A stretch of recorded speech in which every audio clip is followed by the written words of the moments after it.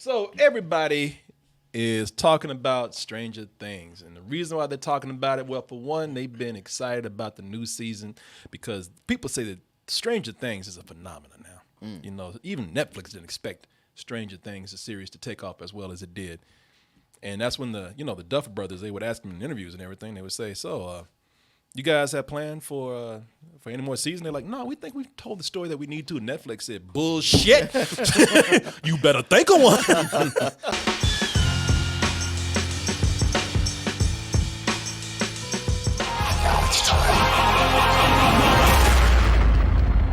We're going to end you. Passionate about it, exactly. Like this shirt from dtmerch.com. Yeah, I haven't done that in a while. He hates. Something's coming. He hates when I do that. It's too much. He is so nice. He is so calm. But every time I bring that DT merch up, he's like, this, man. You trick me every time. Yeah, I know, man. I know. It's easy to get you with that classic black teeth and white logo. For the Great and Powerful Oz shirt. It's a great shirt. We have cups. We have phone covers. We have stuff for your baby. And what is this right here? Oh, I didn't even know this was here. Where did this come from? Stickers? I honestly did not. No one told me that was going to be in there. Are you running this or not? No, I'm not, apparently. I ain't running shit. Remember, folks, that we get by with your subscriptions and your donations. So please keep us going. Subscribe to doubletoasted.com. Season 2, except for maybe one episode, was a big hit. And that led to what we now have as Season 3. It's building something. No matter what happens, we have to stop him. Y'all had to start getting crushes and shit, and y'all had to start living childhoods and trying to make her normal and everything. That bitch ain't normal. She moves things with her mind, man. She gonna ruin y'all. Give her back. Let us do what we will with her. People said no, so these creatures are like, all right, if it takes 5 seasons, we'll get y'all's ass. And the word with Season 3 right now is that people think that Season 3, it's been pretty favorable.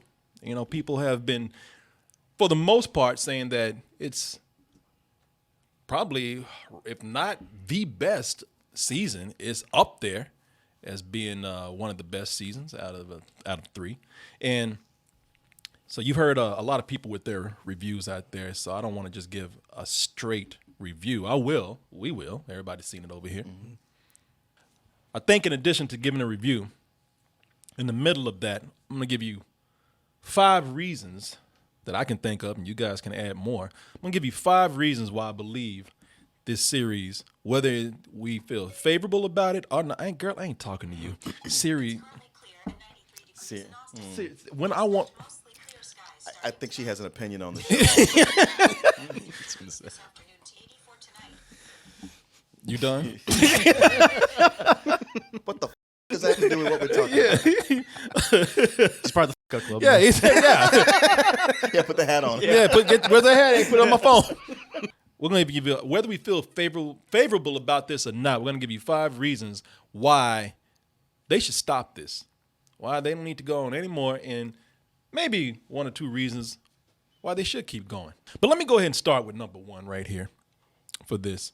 I think that with Stranger Things, I think the concept is starting to wear kind of thin. In the beginning, this was a clever blending of nostalgic homage to Stephen King and Steven Spielberg. And it was the right amount of King and Spielberg. About an ounce of Spielberg with just a kiss of Stephen King in there. Well, it was enough to make me think, dang, why the two of them never worked together all those years? You know what? and they still really haven't done anything. Yeah. And because they both have a lot in common. One is more extreme horror. Yeah. The other is more fantasy. Mm-hmm. But they both have elements of each other in these things here.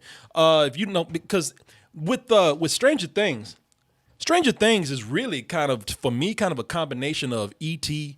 and The Mist. Mm. Oh, yeah. It's a great concept, man. I mean, it's kind of like, imagine like the concept of E.T.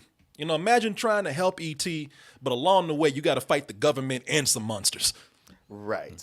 so much about childhood that Stephen King does that he mixes in he mixes in with horror. We have Spielberg, who takes a lot of fantasy and mixes it in with childhood. I thought that was great, man. And now the concept is starting to feel a little bit stretched to me. Where there's still a good mix of Spielberg and King in here, but instead of this time feeling more like The Mist and E.T., remove E.T. at this point, because 11's a little bit grown up now, and now she's part of the gang. She's a teenager just like everybody else. Remove that and replace E.T. with the Goonies. That's disgusting. No, I can't even look. Mouth. I gotcha. Now get out from behind her. You're ruining the painting. You're ruining my joke. Stephanie. And the reason why I bring up Goonies is because now, you still have horror and fantasy mixed up and sci-fi, but the whole thing leans more on comedy this time. The season 3. Okay. Because we were talking about that I think that's a reason. You see, like Goonies or E.T., they all had an ending. It was a self-contained story. With Stranger Things, the fact that they're continuing on with it, they start to run out of ideas with these characters. And so it's like, okay, well, this character storyline is kind of done. What can we do with them? Let's put them in zany situations. Let's focus on the comedy with them. I mean, all of these situations are comedy, man. If you look at no, they definitely are, but I didn't feel like they ran out of ideas with them. See, and again, I'm not saying when I present these, please, put it out there, because I kind of, I think that with them having, with the idea running thin, and now, we're centering more on these characters who had so much to do before. Mm-hmm. Now they're starting to feel like, okay, what do we do with them besides have them just starting to, focus on their relationships? At this point, I think is the relationships with these characters, especially with the kids. The kids are louder, they're biggest smartasses than ever. The tone is not only comedic, but the tone is actually for something that has such horrific things in there. There's a lot goofier stuff going on in this too. It comes at the expense of the characters that had years of careful and really rich development, and development within their relationships. The relationships now are these characters just arguing a lot. A lot of them are just loud and yelling smart-ass one-liners at each other more than we had the setup, which was so amazing in the first season with these characters. It was a lot of drama. When Winona Ryder was all, you felt for her because you were worried about her. She had a missing kid.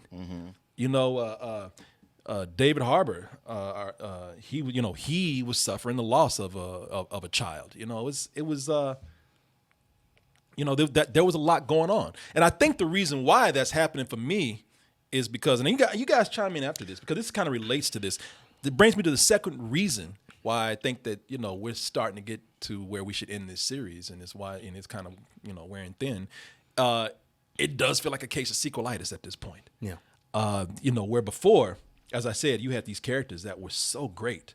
Now it's starting to feel like a case of, well, we need something to do to bring the gang back together, more than we had before. I mean, they still have a reason to come back. They can always mine this world and this mysterious creature in this dimension for material, but I don't think that they were as ready for it as they were with the first season. The whole show is about change. We saw these kids before and they were cute and little and they loved playing D&D, but now, okay, they're pairing off. They got girlfriends. It's a whole thing of like, hey, aren't we going to play like we used to? It's like, we're kind of growing up and things are moving past that. We're still trying to hold on to what we had, but that's just not the way it's going to work out. And 3 seasons of Winona, crying over Will and David Harbour grieving over his daughter. That would have been too much. I don't want that. That's not what I said. Yeah. I said, just because I use that as an example, that's an example of this is the kind of character development that worked in the beginning. Right. Now, I don't think that they have a whole lot to do. Were you going to say something? No, kind of what you were going with, Martin. I completely agree. I think that this season, this is the best season for the kids, or at least for their storyline. It's good for them. But whereas like with Winona Ryder or with David Harbour, I think it's their weakest thing because their stories are kind of wrapped up. There's nothing wrong with ending a character's storyline and just having them completely in the background or not involved. Like everyone, I think the Duffer Brothers feel the need to have everyone back, and it's like it's not necessary. Just continue with the characters you feel like you can tell a storyline with. And I thought that they did a good job. They've always done a good job of addressing criticisms of how characters were used in previous seasons. Like with, Steve, like from season 1. He's barely in it. But in season 2, they found a great element for him with those kids. He's the babysitter. He's and you know what? And I agree with you on the kids, man. I think that the kids, for that reason, the kids can afford to be, a little more comedic and funny and loud and crass and whatnot because, as you said to you, but no, I agree with that completely. That you're getting to the point where they are growing up now and they are starting to separate. So I think that they have a little bit more to do than the adults. But I think I'm at a crossroads with some of the characters here because you brought up David Harbour, man, and I think David Harbour plays Chief Hopper great. I still like the character, but I don't think he has enough to do here to the point now he's just reduced to like the yelling dad in a sitcom. Yeah. He's Al like, Bundy. I mean, there's literally a scene. That's the first time we see him. He's Al Bundy. He's rocking his dad bod, looking depressed. It's like, okay, but that's all he is. He's a country ass Fred Flintstone now. Yeah. He's just yelling. You still get those scenes with him, like being the Sheriff Hopper that we know from those previous seasons, particularly when he's interacting with the mayor. Yeah. And those are great, but it's too far in between for me. I don't like the character as much as I did before, just because I don't think he's developed as much. But I still like the character to a certain extent because I get it now that he is a dad. Yeah, I was gonna say something he's not prepared for. I mean, he had a daughter before, but she didn't get that old. She didn't get this old. Yeah. So that's a lot of. It's true for everybody. Well, not everybody, but for a lot of these characters, reality is starting to crash in on them. Yeah, and you know what? And reality to the point where David Harbour, he's so much a dad, he ain't afraid to rock that dad body. Man, you know, shit, he ain't never let go no ego. This is what I like about Chief Hopper, man. Chief Hopper and David Harbour. I mean, he went from like a character actor that nobody knew of to being a superstar overnight. From this show. From this show, everybody, because of that, they like this man so much. Everybody wants to make him sexy. Y'all need to stop that shit. They got his ass in Fortnite. That ain't him. All right, I don't know who that is. That's John Hamm. That's George Clooney. They made an action figure of him from McFarlane Toys. Oh, wow. I was like, no, that is not him, man. We don't want sexy Hopper. We want that stomach, man. Give me that belly. That's the appeal of the character. Y'all stop trying to make him sexy, man. That don't even look like that's Rick Grimes from The Walking Dead. I liked him. I liked his comedy in there. I liked the fact that he was a dad. But what annoyed me was that it didn't go far enough. And again, I'm speaking for myself. And I'm not arguing with anybody on this at all, because I think what it was is that once we get past reintroducing him as the position he is in now, he goes through this. I mean, it's almost like shtick that they're going through. Yes. Him and Winona Ryder. The whole time is out of a kind of a mediocre romantic comedy where they're just arguing with each other till somebody has to point out the obvious, which we already know, and I don't need to be told this. Write it better. Don't tell me like, oh, this is getting ridiculous between you guys. Why don't you just have sex? This is this lame back and forth sexual tension that you have going on. I'm like, yeah, exactly. And just because you point it out doesn't mean that it makes it any better. But you have like at most, being generous, 6 episodes where they keep that up, and I'm just like, okay, I between you two, I feel like I need more. That's why I was talking about the comedy, because that's where that comedy came in for that. Although I love that he went off on Mike. When you told Mike, he took. I know you love that. He took Mike out in the woods and said, he was like, "I will kill you." Yeah, I love that. He's an adult who told Mike. Because look, I'm gonna tell you something. I don't blame him, because they kept that door open, and Mike and 11, they were about to start. He's like, I'm gonna go and get the goddamn water hose in these kids. He's like, He told Mike, he's like, I told you to keep that door open, and you did, but you didn't have to put on a show for me. Yeah. He peeked through there, and he was all over here. He's like, I know what y'all doing. He took him out of the woods and told him, I was like, you know what? Well, he tried to talk to him like a man, and Mike's all like, oh, no. You know what? That's true. Mike said, you're acting like an asshole or something. And I was like, oh, here we go. These white kids are talking to these parents again, and he drove his ass out to the darkest parts of the woods. He's like, shit, that creature ain't got nothing on me. Can kill you and put your ass in the swamp. Nobody will find your ass. But when I say everyone is arguing, that seems to be the writing for all these characters. That's what their chemistry is, to argue. I noticed that was a pattern between everybody. Mike and 11 argue. Lucas and Max are arguing all the time throughout the series. With Jonathan and Nancy are arguing. All these characters are arguing. And I'm like, it just seems like you didn't have... That's why I said the connection before between these characters. They had a reason to like be stressed, a reason to be angry, a reason to to interact with each other. Now it's just like we're all in romantic triangles, and we just have to argue about that. That bothered me, man. I thought that was kind of weak writing. But again, I said the kids are changing, so I get it for the kids. I gave a little more leeway, except for that goddamn Erica, man. Oh, Sassy Black. You know what I'm saying? What flavor ice cream she eating? Sassy Black.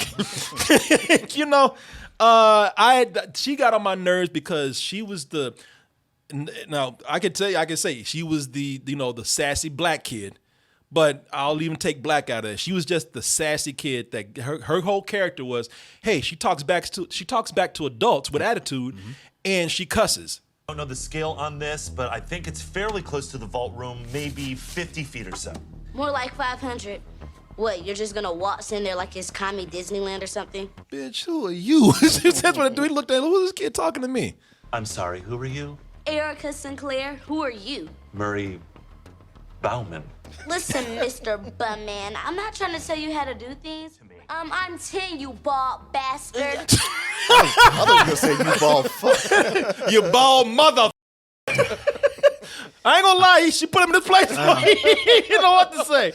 Because it is one of those like, hey, how do you get to? Wait, how does she get to say that to me? You like that? No, nobody's gonna. No, because everybody knew she was right. He's like, damn, this bitch is about to cut me. Priya Ferguson is the actress, and I like her as an actress, but I thought that was a really weak character. Everybody's gonna respond to her because she's 10 and she used bad words, and she's sassy black. She was in the previous seasons, but she was used very sparingly for those types of moments. But maybe a handful, 3 at most for each season. Here, it's like she's just another secondary character, and that is her one emotion. That's how she talks to everyone, whether it be Steve or Dustin or Robin or Murray. And it's just like that's just really frustrating. And it's supposed, and again, comedy's subjective, but that definitely did not work for me. I thought Billy. Who's the actor? Montgomery, what's his name? Dacker Montgomery. From Power Rangers. Yeah. And a few other things. Yeah, again, some other things, man. Gay porn, as you can see right now. But I hated this character so much, but the longer he went on, I was like, wait, I know a guy just like this. Not you. Okay, all right. No, you know what? I hated his character in the last season. I actually liked the intro of his character for this. I liked it because I'm like, man, you know what?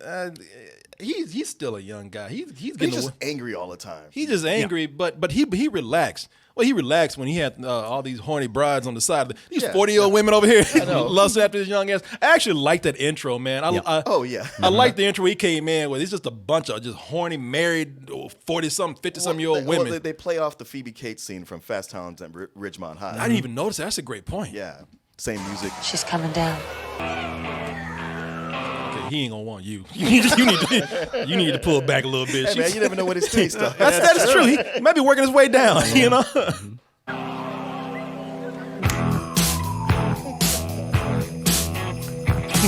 I gotta warn you again, and you're banned for life. You want to be banned? Look at him. Like he's about to piss his pants. This chick over here laughing at his ass. Hey, get him, Billy. Billy became like, you see it from the trailer. Once he became the vessel for this creature, I just thought he was just kind of spouting off conquer the world type dialogue, as you heard in the trailer.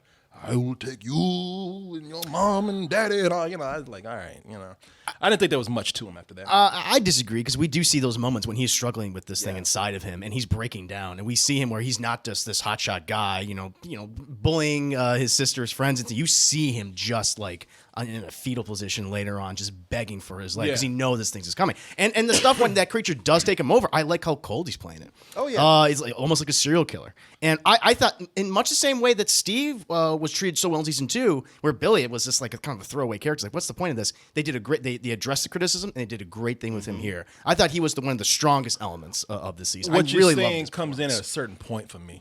Big exception for me is Steve and Dustin, man. Joe Keery and Gatton Matarazzo are the characters that play them. I think the guy that plays Steve, Joe Keery, I think he's great. Yep. I really liked everything with him. I thought those two worked well together. I thought that's where the comedy works the best because they just have really great chemistry together. Well, from the second season, they just developed this friendship, and it was good to see that even as they got older, it stuck around. They have to me, out of everybody here, see, this is what I'm talking about. Out of everybody that's been arguing, going back and forth, not having little material, Steve and Dustin actually have an arc. Yeah. Steve and Dustin, man, because it's funny. You had the guy that was going. You had the two characters that had the least in common. You had the school bully and the little snaggletooth kid, and they end up being the best of friends, man. And every time they were on screen together, I loved them. Yeah. I'm waiting for look. That's one of my reasons to keep going. Get season 5 where Dustin turns 18. They find out they're gay for each other. You gotta be gay for each other. Just have them go to Mexico. Have them go to Mexico for what? To be gay? You're the one who's stuck on this gay thing. I am. I love them. That's how much I love them together. I want them to be together. Be together without being gay. Like Dustin, Dustin having a hard. Both They're of not you and me. Oh man, why not? What's wrong with that? See, I thought you were gonna go for like a Hardy Boys type thing, little brother, older brother relationship. I was like, okay. No, He treats him like an equal. No, I want them to go all the way, man. All right. No, but Steve, he's gone from being like, and I think that this is the character that they didn't know where he's going to go. Yep. And they wrote him. This is the character that they actually figured out the best with not knowing where the story's going to go, these characters are going to go. Steve was the one that started out as a typical bully. They were smart enough to actually change that with him in the season 2 and in the first season. Yeah, right towards the end. Yeah, right towards the end. And then, and now, like I said, we got a guy who's gone from being a bully to just being the real comedy of the show. Yeah. The goofball. Yes. The klutzy guy. The doofus. The doofus who's hanging out with whose best friend is the nerdiest out of all of them. Every season's been an adventure with babysitting with him. It's great, man. If they did a spinoff, I would love to see the Dustin and Steve adventures, man. And I would even say that Steve's chemistry with I like Robin. Me too. Oh yeah. Yeah, she's great. Robin and they have a scene together, which I can't even show you a clip of, but they have a scene together which I think is wonderful. And that was played out amazingly. And the girl that plays Robin, she's Maya Hawke. She's really good. She's actually y'all probably already know this. She's the daughter of Ethan Hawke. And, did not know that. What's her name? Uma Thurman. Oh, okay. Yeah, that's that kid, man. And I got to tell you, man, when the comedy works with the characters that really are meant to be there for comedy relief. That's what turned into Steve and Dustin. Robin and Steve, they have a dynamic because Robin's always making fun of Steve, like, yeah, you ain't you're not the ladies' man that you used to be, are you? Yeah. He's a klutz, man. But Murray, Brett Gelman, old bastard, the new old dirty bastard. I liked him a lot, man. That actor's good in everything he's in. Yeah, he is. I thought that, and I thought his arc was really good with that Russian Alexei because Yeah. because most of the Russians in here don't really have any personality, but I liked him, man. The with the nostalgia and everything. That brings me to point number 3. I just feel like the writing is not as strong because I do feel like it's mostly depending on nostalgia, and really I think the lighter tone of this kind of makes it feel like it's not, for me, written as well. When I look at this, it kind of feels more like a kid's show now. Now, granted, a kid's show with a lot of f***ed up imagery, and darkness, but I think there's comedy that's giving us a lighter tone, and it's just making it feel like some of the things in here is contrived or very underwritten. There's a lot. If you look at this, there's about 4 or 5 moments of just in the right time saves. Yeah. Just at the last minute, or just in the right time saves. You do that even one time with me in a movie. I'm like, you say that for your climax or something, and even then, that's a little contrived. But whatever.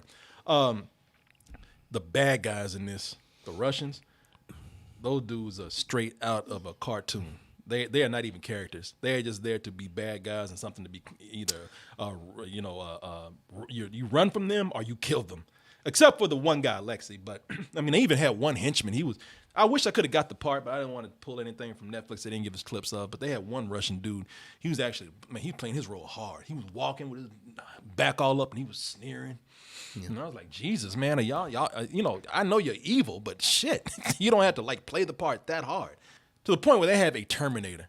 They have a dude here. He pretty much is he is Arnold Schwarzenegger. I mean, he jacked his hairstyle, man. Yeah.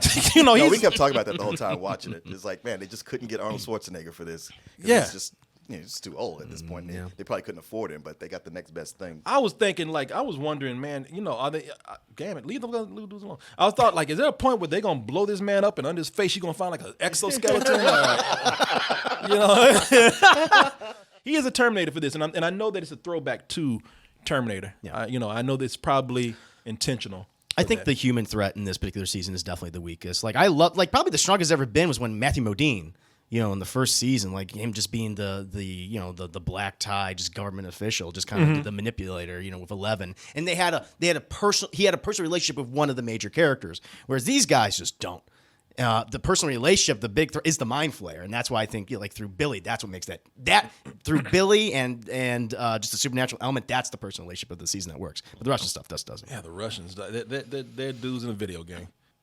That brings us to number 4. With having so many things that feel underwritten, I do think that in the show, this is why I feel like it's stretched, because I think the show relies heavily on nostalgia more than it ever has before. I see it in there, but I didn't feel like any of it was relying on nostalgia. I'll tell you why. Because and I can do a comparison right here. And I can't really show you clips from this show, but in the first season, the second season, if they reference something from the 80s, it felt like it was a natural part of life. In season 2, all of them get together to play Dragon's Lair, and they're just kids playing a video game. To slay the dragon, use the magic sword. Oh, Jesus, I'm in uncharted territory here, dude. As you can see, they're letting you know, hey, we're fans of Dragon's Lair, and maybe I'm partial to this because I'm a huge fan of that game too. Because to me, this is relying on nostalgia. It's not relying; it's worked in as part of the show. They're just kids playing the video game. We're seeing a lot of that video game. You're seeing a lot of that video game, but that's what kids do, and it's like, hey, remember this video game, but they're not talking about it like, oh, Dragon's Lair, this is the first Laserdisc game out, guys. We got to play this because there's nothing like it. They don't mention it. They just play it. There's a point here where New Coke, man, they might as well have done a commercial for New Coke like this. Is this a private party or can any store crash? So, New Coke is catching on. The taste is better and newer than. Damn, how much Coke have you had? And I ain't talking about the soda. I mean, New Coke was so 80s that they had Max Headroom out there doing commercials for it. Right. Now, the reason why, let me draw a comparison for you. They didn't talk about Dragon's Lair. They just played it and they showed you them playing the game. They didn't even have to mention it at all. They did a whole thing where they had a Tarantino moment where they had to talk about New Coke. Mm-hmm. And they did this whole back and forth. You're drinking New Coke? Man, what are you doing drinking New Coke? Well, I think it's good as old Coke, but it's like, all right, this is where you stop to point out something from the 80s. It reminds me of the time that when people tried to mimic Quentin Tarantino writing. Mm-hmm. Hey, let's talk about something that's from pop culture and try to do something clever with it. I'm like, wow, you stopped and practically did. You didn't do anything clever. You just did a commercial. I thought the whole thing with them stopping the movie to sing, I'm not going to tell you what part it's in, but you'll recognize this song.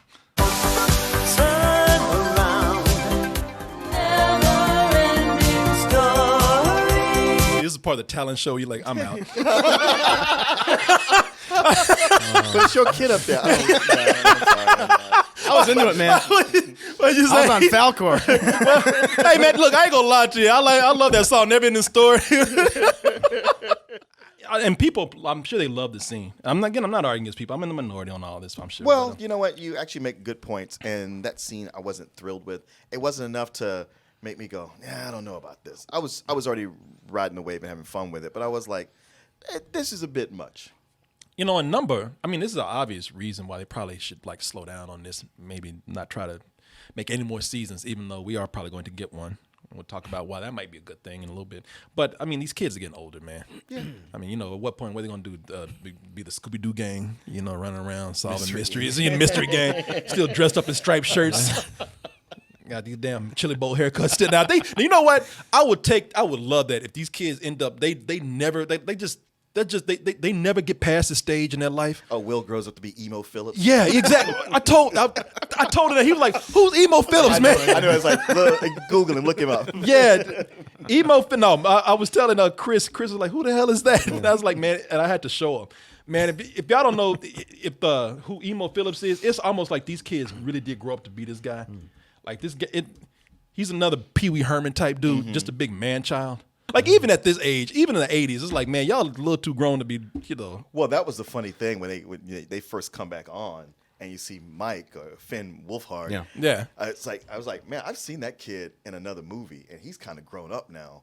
And then see him here, but still wearing the knock knees and wearing the shorts and the tube socks. And them tight ass shirts. He's taller than everybody else. Yeah. At this point, bringing them back, I think, would be like the second part of It, where they're all grown up and have a reason to come back together. Well, you know what, Martin? Let's get into the reasons why I think they should keep this going. And you hit on that one right there. I said, if we do this again, I know people are going to compare it to It, but we can't keep going down. It's already. Yeah, just go all the way with it. Yeah, it is It. Yeah. So go all the way with it. Let's bring them back as college students. You know, I wouldn't mind them being a little bit older. You know, are grown people, you know, to have it take place in the early 2000s or something. Yeah. You know, I would not mind seeing that, have a reason for them to get back together. That way, I would love to see another season if they were to do something like that. But, you know, also, I'm going to tell you, man, I think as long as we have this creature, the Mind Flayer, and this dimension that we know nothing about, there's still a wealth of material to be taken from with that. And you have governments who are going to go, hey, what if we open that? Yep. I think that if you want to keep it going, that creature is so fascinating to me. I love that creature. Yep. That's the thing about it, man. This is where the season really stood out in production. Now, I would tell you right now, that underground facility that they had for the Russians, that felt like a laser tag maze. That's what I told him yesterday. But the stuff with the creature and the horror in this, those are my favorite things in here, man. You already mentioned some things, and I couldn't say anything yesterday, but I was in total agreement with you. Yeah. In particular about John Carpenter's influence on this from The Thing. You know, there was a lot of horror in here where like just piles of blood and guts and meat, meat and destruction of like the human body, mutations and things like that. And also I thought some of this was like a kind of like an ode to the Blob. If the Blob just looked like a big pile of bloody diarrhea, because this creature could crawl through anything, under doors and whatnot. I thought that's scary to me. That's what scared me about the Blob. The Blob don't need to open no door. I just crawl under that shit, you know. Well, plus like when it possesses someone, it's not like, oh, it's got your mind, but maybe if you kill it, you can return to normal. No, your ass is gone. No, in fact, the people who are possessed by this creature, like, no, keep that bitch alive. As long as he lives, I live. But even then, some people just turn to a pile of goo. And that shit was horrifying, man. I love that he didn't give a that creature didn't give a about adults and kids. I like how the thing I love about Stranger Things is that it's at times just like a kid's show where they don't give a about kids. Oh yeah, you're not afraid to murder them in horrific ways. Yeah. No, not at all, man. That last episode is my favorite. Same here. That last episode, because that last episode, and I think that last episode did what the rest of the series should have done. It ended with the emotion and the direction, the writing that I thought what made the other seasons as great as they are. You know, I think that if they can make another season, I'd be down for it if they can capture what they did in that last episode. And everybody's having these theories about, man, I hope they don't bring this particular person back. Oh, that person's gone. It's like, nah, man, just stop. You know, come on. No, they already make another season, and you know, there's a rule. If there's no evidence, then that person ain't dead. Right. That's the thing that's like the weakest aspect of the record. I liked the finale for the most part, but that kind of really soured it for me. Was that they do with that particular character? It's like, come on, it's so obvious, and they hint at it again. Why even hint at it? We already know. It just feels unnecessary. Yeah, that's that. When you said I was wondering if that's what you said. That's going to bother me because I was like, yeah, this is a great episode right here, but that one thing, I'm like, quit bullshitting. Mm-hmm. You know. Oh no, I give it a full price. It's rare that I'll binge a show all the way through. Just I know just me personally watching it with my daughter who's about to leave for college. That whole ending, we were both sitting there just trying not to, and then just crying our eyes out. Yeah, you gave yours already, which was I give this a matinee. There are a lot of things I really appreciate about this. The aesthetic, certain storylines, particularly with the kids. I thought that was still the strongest aspect of the series. But stuff with Hopper and some of the other adult characters, I just thought it wasn't strong enough for me. I don't know, man. I'm almost at a matinee with this. I just don't think it was written all that well. But I did as it went along. I was kind of bored by the first 3 episodes, but by the time they got to 6, it was picking up for me. By the time it got to 8, I liked that last episode. Yeah, all the monster stuff. Yeah, I was enjoying it because the characters weren't really doing it for me. I give it a very high rental. Not against another episode or another season. Yeah. Think they could stop, but hey, I'm down for another one, and we'll see how that happens. What am I saying? They are. That's come on. This is Netflix's flagship series. Yeah, so. Exactly. Shit, Netflix has canceled shit just to clear the way for this. Right. Monster needs room, man. Yeah. He's big. It gets bigger. Thanks for watching, everybody. Hey, hit that subscribe button. And if you really love us, check out our main site, doubletoasted.com. Over there, you'll find the long version of this video, along with the live streams that we do almost every night of the week. Support us at our store, dtmerch.com. And remember to always stay toasted.